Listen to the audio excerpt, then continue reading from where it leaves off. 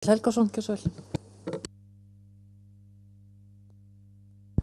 Forseti, formaður og góður félagar, mann er svo tíðrætt að tala forseta þessa dagana, en ég ætlaði nú aðalega að gera umræðuefni þetta hvort að forsetin ætti að fá það hlutverk að ráða í nokkur embætti og langar samt að skjóta inn með ég man einu þar á undan og það er þetta með utanþingsstjórn. Ef ég skil hugmyndir B-nefndarinnar rétt, þá erum með þýska fyrirkomulagið þess efnis að forsætisráðherra verði ekki settur af nema nýr sér kosinn í staðinn.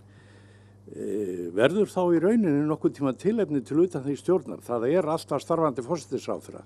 Menn kunna að segja að hann er þá kannski ekki með fullt umboð og er í einhvers konar starfsstjórn, en það er spurning hvort þá bara ekki að láta þingið axla þá ábyrgð að umboð slíks forsætisráðherra til dæmis eftir kosningar bara haldist að fullu þar til þingið hefur drattast til þess að kjósa nýjan.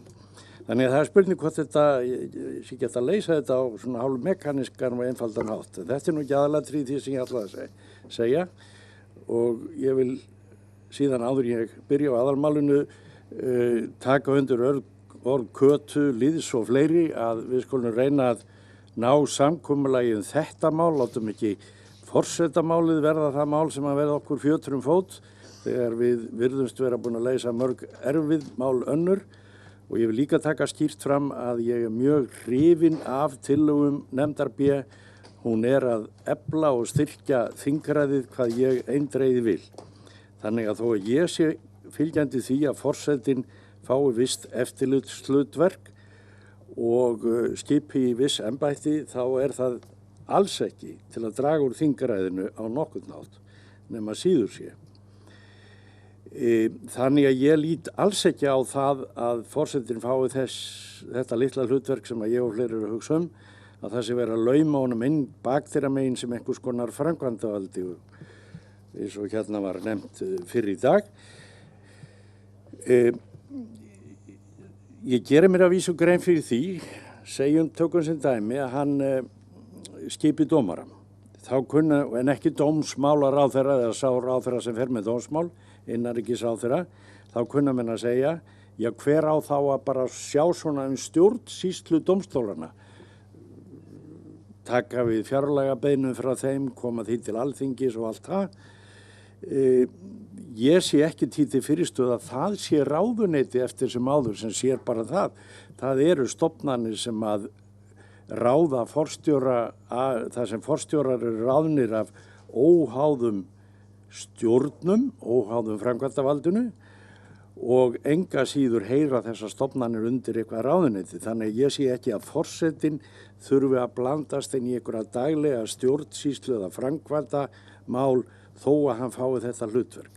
Þannig að mér finnst ódjúpt í orðin að teki þegar sagt var hérna áðan held ég að með þessum hugmyndum sé verið að grauta saman framkvæmdavaldinu á mörgum stöðum og búa til svona einhver grá svæði. Ég held að sé vel hægt að sneiða því, framhjá því. Þá hefur verið sagt að þessar hugmyndir kalli á það að forsetir sé ábyrgur gerða sinna. Það kann að vera, en er það þá nokkuð vandamál? Má þá ekki bara láta ákveðið ráðherra ábyrgð sem við vorum að fjalla hérna fyrr og okkur þótti flestum orðið gott. Það gildi bara einfallega forsetan líka. Ég sé samt ekki þó að það sé að ganga það lágt að Alþingi lýsi við einhver vantraust hjá hann. Það hefur þarna vissa leið til að setja hann af með samþykki þjóðarinnar í gildandi ákvæðum og í þeim ákvæðum sem við erum að ræða. En svona vantraust eins og vantraust á ráðherra, það finnst mér ekki við hæfi með mann sem er kosinn beint af þjóðinni. Sagt er að þetta myndi gera forsetan pólitískan. Nú er það svo, eins og hérna kom fram hjá síðasta ræðmanni, að forsetin hefur beitt málskotsréttinum í þrívegis. Þetta mun leiða til þess að óbreyttri stjórnarskrá að það verður hörku pólitík í næstu forsetakosningu. Alveg sama hvað við leggjum hérna til. Þannig að pólitíkin er komin inn í það, en það sagði Bjarni Bendisson 1952 þegar voru fyrstu þjóðarkosningarnar embætti forsetans að þetta væri eitthvað það pólitískasta embætti landsins.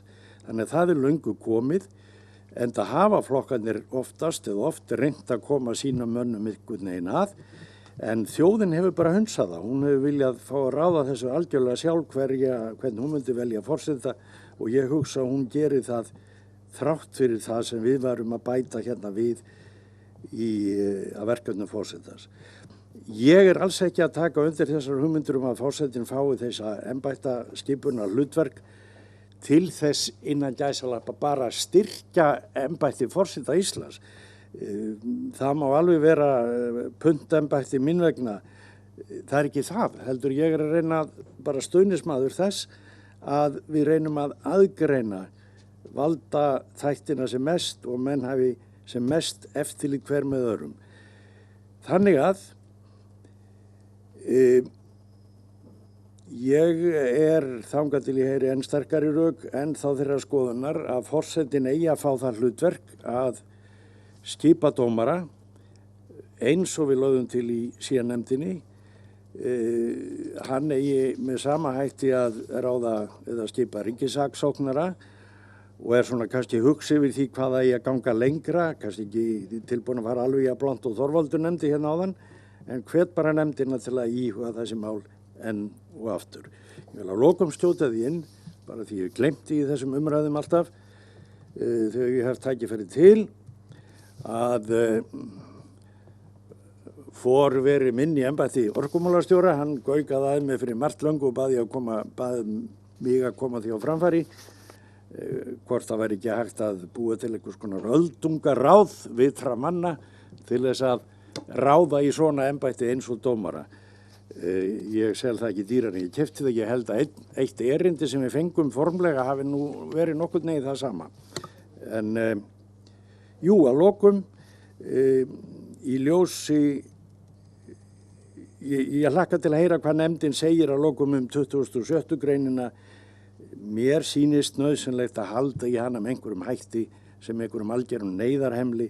Það þarf þá kannski að búa þannig hnútana að það sé ekki hægt að beita þessu neinum geðþótt að það þurfa að vera mjög stíf formsatrið í kringu það hvernig því ákvæði beitt en ég myndi vera mjög hugsi ef að hún fjalli alveg bótalaust niður.